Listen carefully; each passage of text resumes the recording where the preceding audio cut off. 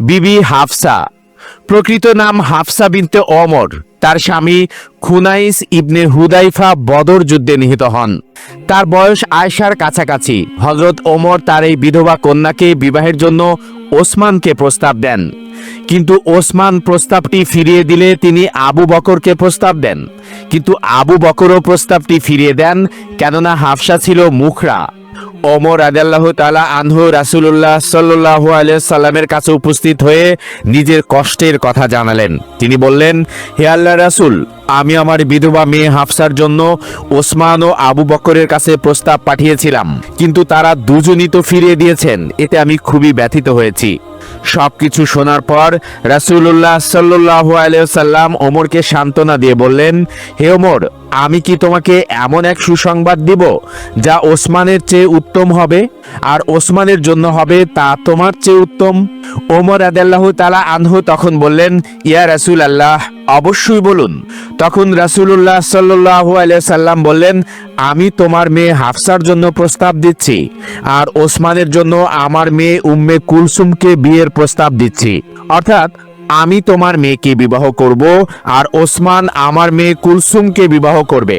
এই প্রস্তাব শুনে হযরত ওমর রাদিয়াল্লাহু তাআলা আনহু আনন্দ চিত্তে তা গ্রহণ করলেন।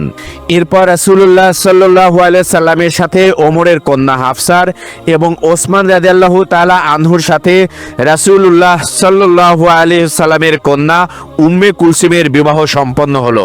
উভয় বিয়েই সুন্দর এবং শান্তিপূর্ণভাবে সম্পন্ন হলো।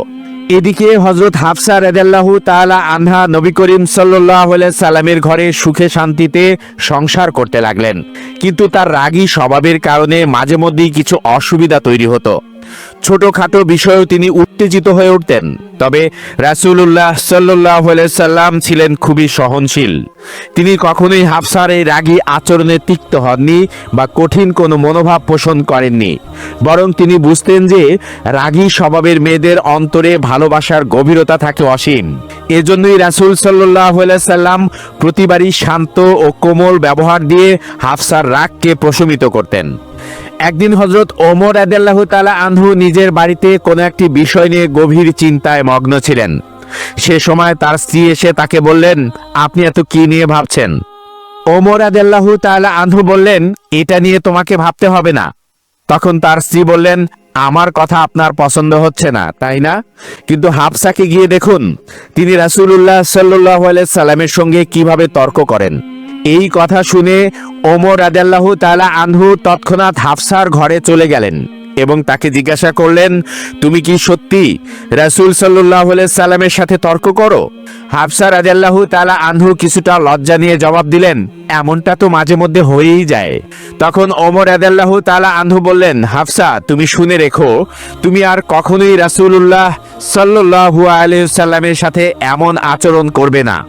আর এটা ভুলেও ভাববে না যে তিনি তোমার সৌন্দর্যে মুগ্ধ, বরং সবসময় তার সন্তুষ্টি ও ইচ্ছাকে অগ্রাধিকার দিবে এবং তার আদেশ ও নির্দেশকে সম্মান করবে। আরেকদিন হযরত ওমর রাদিয়াল্লাহু তাআলা আনহু হাফসার ঘরে এলেন এবং দেখতে পেলেন তার কন্যা হাফসা রাসূলুল্লাহ সাল্লাল্লাহু আলাইহি সাল্লামের সঙ্গে তর্ক করছেন। এই দৃশ্য দেখে ওমর রাদিয়াল্লাহু তাআলা আনহু রেগে ফুঁসে উঠলেন এবং হাফসাকে প্রহার করতে উদ্যত হলেন। তখন রাসূলুল্লাহ সাল্লাল্লাহু আলাইহি সাল্লাম দ্রুত তাদের মাঝে দাঁড়িয়ে ওমর রাদিয়াল্লাহু তাআলা আনহুকে থামালেন। এই পরিস্থিতিতে হযরত ওমর রাদিয়াল্লাহু তাআলা আনহু কিছুটা লজ্জিত হয়ে মেয়েকে সতর্ক করে উচ্চ স্বরে বললেন, খবরদার, কখনোই রাসূলুল্লাহ সাল্লাল্লাহু আলাইহি সাল্লামের কথার জবাব এভাবে দিবে না। তুমি কি জয়নবের মতো সুন্দরী কিংবা আয়েশার মতো ভাগ্যবতী যে এমন ভাবে কথা বলবে?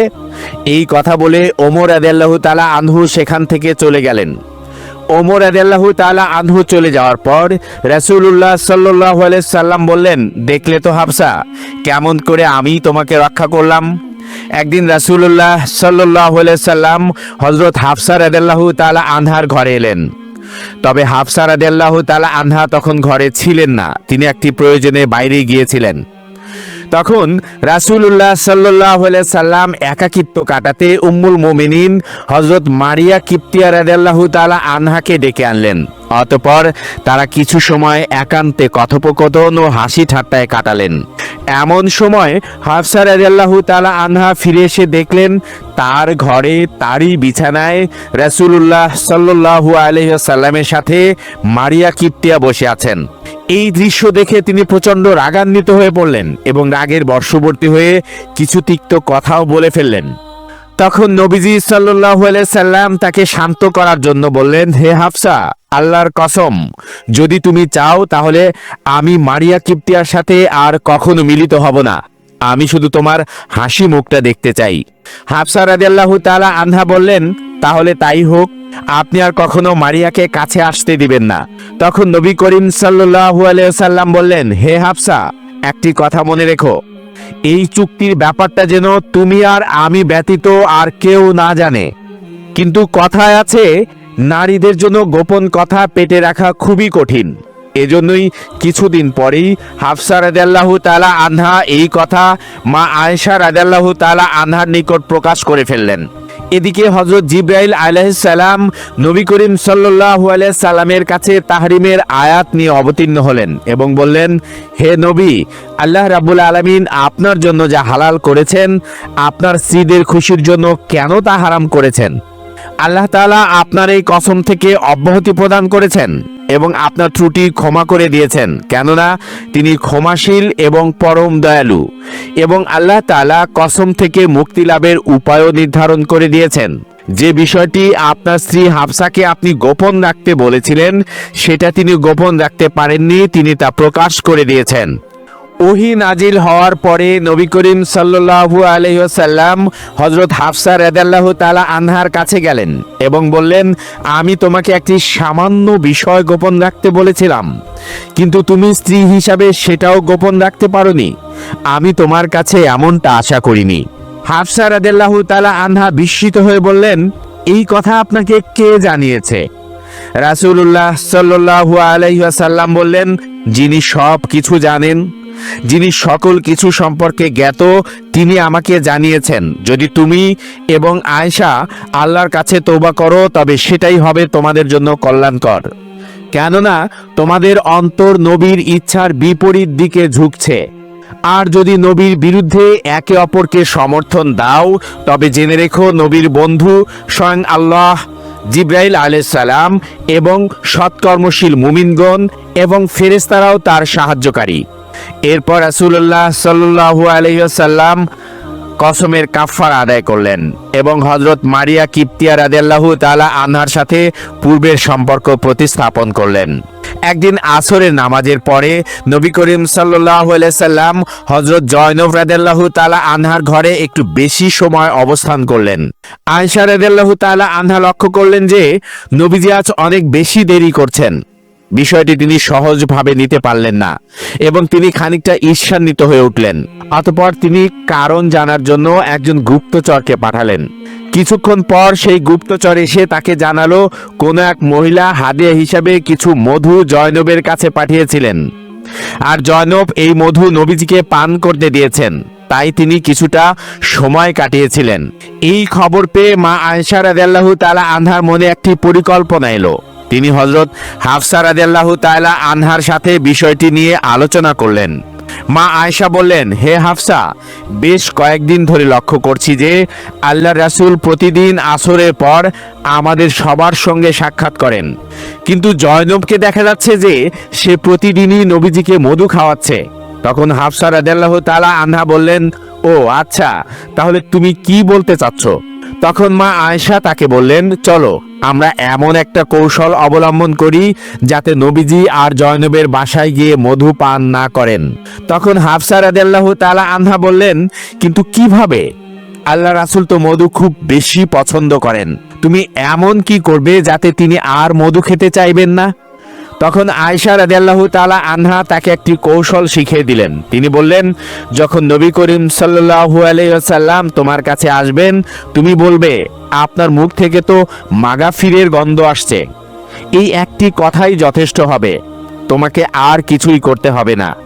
পরদিন নবী করিম সাল্লাল্লাহু আলাইহি সাল্লাম জয়নব রাদিয়াল্লাহু তাআলা আনহার ঘরে মধু পান করে সাফিয়া রাদিয়াল্লাহু তাআলা আনহার ঘরে উপস্থিত হলেন। আসলে মা আয়েশা রাদিয়াল্লাহু তাআলা আনহা সাফিয়াকেও ওই একই কথা বলে রেখেছিলেন, যার ফলে সাফিয়াও নবীজির অপেক্ষায় ছিলেন। নবীজিকে দেখে সাফিয়া বললেন, ইয়া রাসূলুল্লাহ, আপনি কি মাগাফির খেয়েছেন?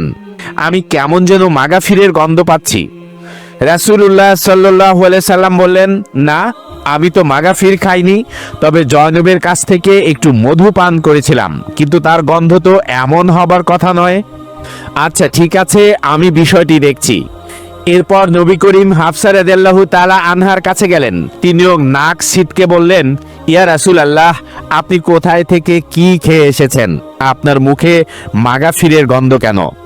আসলে মাগাফির এক ধরনের নেশা জাতীয় ফল ছিল, তাই নবীজির মনে হলো হয়তো তিনি মাগাফির ফুলের মধু পান করেছেন। তখন তিনি বললেন, আমার জন্য এখন থেকে মধু পান নিষিদ্ধ, আমি আর কখনো মধু পান করব না। এরপর নবী করিম সাল্লাল্লাহু আলাইহি সাল্লাম হাফসাকে বললেন, আমার জন্য মধুপান নিষিদ্ধ করার বিষয়টি তুমি কারো কাছে প্রকাশ করবে না, কারণ জয়নব এ কথা জানলে প্রচন্ড কষ্ট পাবে। তবে হাফসা রাদিয়াল্লাহু তাআলা আনহা এই নির্দেশ মানতে পারেননি এবং তিনি আয়েশা রাদিয়াল্লাহু তাআলা আনহার কাছে তা প্রকাশ করে দিলেন। তখন আল্লাহ তাআলা জিবরাইল আলাইহিস সালামের মাধ্যমে তাহরিমের আয়াত নাজিল করে নবীজিকে পুরো ঘটনাটি জানিয়ে দিলেন।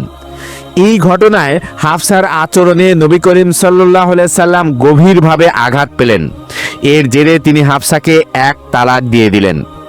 তালাকের সংবাদে হাফসা রাদিয়াল্লাহু তাআলা আনহা দুঃখে ভারাক্রান্ত হয়ে মাটিতে বসে পড়লেন।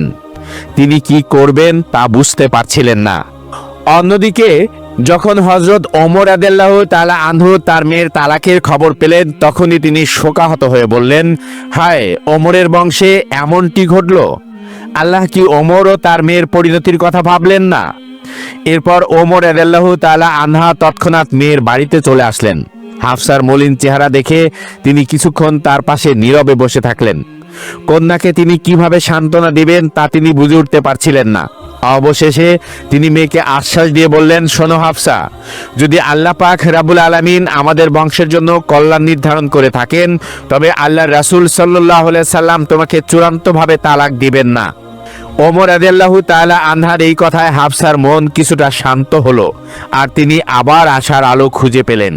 এদিকে আল্লাহর ফেরেশতা জিবরাইল আলাইহিস সালাম নবী করিম সাল্লাল্লাহু আলাইহি সাল্লামের কাছে এসে বললেন, হে আল্লাহর রাসূল, আপনি হাফসাকে তালাক দিবেন না। যদিও তিনি একটু বেশি রাগী স্বভাবের, তবে তিনি অত্যন্ত নেককার একজন নারী। তিনি অধিক রোজা পালন করেন এবং রাত জেগে আল্লাহর ইবাদত করেন। এমনকি জান্নাতেও তিনি আপনার সঙ্গিনী হবেন। এই সুপারিশের সাড়া দিয়ে নবী করিম সাল্লাল্লাহু আলাইহি সাল্লাম আবারও হাফসাকে স্ত্রী হিসাবে গ্রহণ করলেন। কতই না ভাগ্যবতী ছিলেন হাফসা রাদিয়াল্লাহু তাআলা আনহা, যিনি এমন এক সম্মান পেলেন যে স্বয়ং আল্লাহর নির্দেশে জিবরাইল আলাইহিস সালাম তার জন্য দুনিয়াতে এসে সুপারিশ করেছিলেন। একদিন হযরত হাফসা রাদিয়াল্লাহু তাআলা আনহা ও নবীজি অন্যান্য স্ত্রীগণ একত্র হয়ে নবীজির কাছে আবেদন জানালেন, হে আল্লাহর রাসূল, আল্লাহ তাআলা এখন আপনাকে গনিমতের মাল দিয়েছেন, সুতরাং আমাদের খোরপোশ কিছুটা বাড়িয়ে দিন। নবী করিম সাল্লাল্লাহু আলাইহি সাল্লাম তাদের এই অনুরোধ শুনে খুবই ব্যথিত হলেন, কারণ তিনি কল্পনাও করতে পারেননি যে তার স্ত্রীরা বিলাসী জীবন যাপন করতে চাইবে। তাই তিনি এক মাস তার স্ত্রীগণের সঙ্গ থেকে দূরে থাকার সিদ্ধান্ত নিলেন এবং আলাদা একটি ঘরে একাকী বসবাস করতে শুরু করলেন। এদিকে মুনাফিকরা মানুষদের মধ্যে গুজব ছড়িয়ে দিল যে রাসূলুল্লাহ সাল্লাল্লাহু আলাইহি সাল্লাম তার সব স্ত্রীকে তালাক দিয়েছেন। এই সংবাদ শুনে হযরত ওমর রাদিয়াল্লাহু তাআলা আনহু দৌড়ে নবীজির কাছে আসলেন এবং বললেন, হে আল্লাহর হাবিব, আপনি কি আপনার স্ত্রীদেরকে তালাক দিয়েছেন? নবী করিম সাল্লাল্লাহু আলাইহি সাল্লাম উত্তর দিলেন, না, আমি তাদেরকে তালাক দেইনি, তবে তাদেরকে এই অধিকার দিয়েছি যে তারা চাইলে চলে যেতে পারে। এই কথা শোনার পর ওমর রাদিয়াল্লাহু তাআলা আনহু মসজিদে গিয়ে সকল মুসলমানদের উদ্দেশ্যে ঘোষণা করলেন, আপনারা সকলেই জেনে রাখুন, আল্লাহর রাসূল সাল্লাল্লাহু আলাইহি সাল্লাম তার স্ত্রীদেরকে তালাক দেননি। এই খবর শুনেই সকল মুসলিমদের মনে স্বস্তি ফিরে এলো। এদিকে খোরপোশের দাবির ব্যাপারে নবীজির সাথে হাফসার কিছুটা মনোমালিন্য তৈরি হলো। নবী করিম সাল্লাল্লাহু আলাইহি সাল্লাম হাফসাকে বললেন, আচ্ছা তাহলে আমার এবং তোমার মাঝে সমাধানের জন্য অপর একজনকে ডাকো। হাফসা বললেন, হ্যাঁ ঠিক আছে, কাউকে ডাকুন। তখন নবীজি বললেন, তাহলে তোমার বাবাকে আসতে বলো। অতঃপর হাফসা রাদিয়াল্লাহু তাআলা আনহা বাবার নিকট সংবাদ পাঠালেন। এই সংবাদ পেয়ে ওমর রাদিয়াল্লাহু তাআলা আনহু দ্রুত সেখানে পৌঁছালেন। নবী করিম সাল্লাল্লাহু আলাইহি সাল্লাম বললেন, তোমার যা বলার আছে তোমার বাবাকে বলো। হাফসা রাগান্বিত হয়ে জবাব দিলেন, হে আল্লাহর রাসূল, আপনি বলুন, আপনি তো সব সময় সত্য বলেন। এই কথা শুনে ওমর রাদিয়াল্লাহু তাআলা আনহু তীব্রভাবে মেয়েকে একটি চর বসিয়ে দিলেন। নবী করিম সাল্লাল্লাহু আলাইহি সাল্লাম তাকে শান্ত করে বললেন, ওমর যথেষ্ট হয়েছে, এবার থামো। তবে ওমরের রাগ এত সহজে কম ছিল না। তিনি মেয়েকে বললেন, ওরে আল্লাহর শত্রু, নবীজি সর্বদাই সত্য বলেন। ওই সত্তার কসম যিনি তাকে সত্য নবী হিসাবে প্রেরণ করেছেন। রাসূল সাল্লাল্লাহু আলাইহি সাল্লাম না থাকলে আজ আমি তোমাকে মেরেই ফেলতাম। এরপর হাফসা সহ নবীজির সকল স্ত্রী নবী করিম সাল্লাল্লাহু আলাইহি সাল্লামের কাছে এসে বিনম্রভাবে ক্ষমা প্রার্থনা করলেন। এদের কেউই নবীজিকে ছেড়ে যেতে ইচ্ছুক ছিলেন না। তাদের আন্তরিক অনুতাপ ও ভালোবাসা দেখে নবী করিম সাল্লাল্লাহু আলাইহি সাল্লাম স্নেহ ভরে তাদের ক্ষমা করে দিলেন এবং সবাইকে পুনরায় আপন করে নিলেন। একবার রাসূলুল্লাহ সাল্লাল্লাহু আলাইহি সাল্লাম উম্মুল মুমিনিন হযরত সাফিয়া রাদিয়াল্লাহু তাআলা আনহার ঘরে প্রবেশ করে দেখলেন তিনি অঝরে কাঁদছেন। নবীজি তাকে জিজ্ঞাসা করলেন, হে সাফিয়া, তুমি কাঁদছো কেন? সাফিয়া বললেন, ইয়া রাসূলুল্লাহ, হাফসা আমাকে ইহুদির মেয়ে বলে গালি দিয়েছে। এই কথা শুনে নবী করিম সাল্লাল্লাহু আলাইহি সাল্লাম তাকে ডেকে বললেন, হাফসা, তুমি আল্লাহকে ভয় করো। তারপর সাফিয়ার দিকে ফিরে নবীজি তাকে আশ্বস্ত করে বললেন, তুমি তো নবী হারুনের বংশধর, তিনি তোমার পূর্ব পিতা। নবী মূসা আলাইহিস সালাম তোমার পিতৃব্য, আর তুমি একজন নবীর স্ত্রী। এবার বলো তো, হাফসা তোমার চেয়ে কিভাবে শ্রেষ্ঠ? এই কথায় সাফিয়া রাদিয়াল্লাহু তাআলা আনহা খুশি হয়ে গেলেন। যাই হোক, উম্মতের এই জননী হযরত হাফসা রাদিয়াল্লাহু তাআলা আনহা মুসলিমদের অনেক সংকটময় সময়ে গুরুত্বপূর্ণ পরামর্শ দিয়ে সহায়তা করেছিলেন। অবশেষে ৪৫ হিজরির শাবান মাসে ৬৩ বছর বয়সে তিনি দুনিয়ার মায়া ত্যাগ করে চিরতরে আল্লাহর সান্নিধ্যে চলে গেলেন।